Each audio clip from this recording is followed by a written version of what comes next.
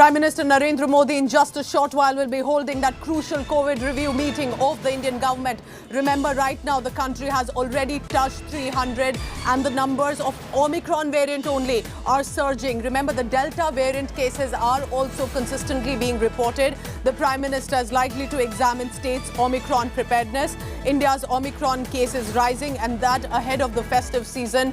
State governments have been given special advisories to immediately organize for containment measures if required. Also ensure that big gatherings will stay restricted ahead of Christmas and New Year parties. Many state governments have already imposed Section 144.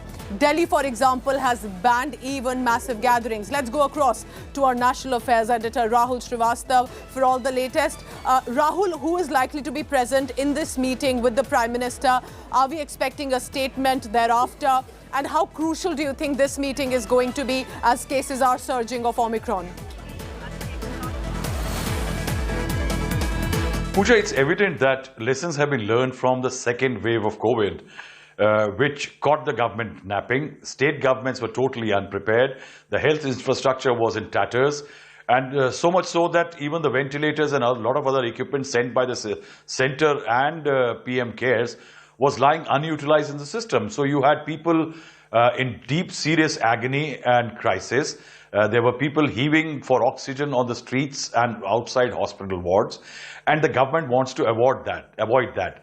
During the second wave, from March 1st onwards by June, nearly 2 lakh deaths had occurred as far as COVID-19 second wave is concerned. Now, the Prime Minister's meeting is largely to ensure that, because the crisis and the alarm bells are ringing is primarily because it is being said that the new variant is much more, spreads much more faster than the last ones, though it may not have the same potency as the earlier one. What does it mean? The government assessment is that though it may not push people towards very serious ailment, but what it may do is flood the hospital systems, flood the medical infrastructure on the ground. So what the Prime Minister's office is going to review is that how the centre and the Health Ministry and the states have been coordinating their And when will that meeting begin, Rahul? Has it started already? If you can confirm and give clarity on that. The meeting has just started, Pooja. Okay. It was supposed to start at 6:30. We are told that top Health Ministry officials from the Home Ministry and others are present in this meeting. People from the Niti Aayog advisors and others are present in this meeting.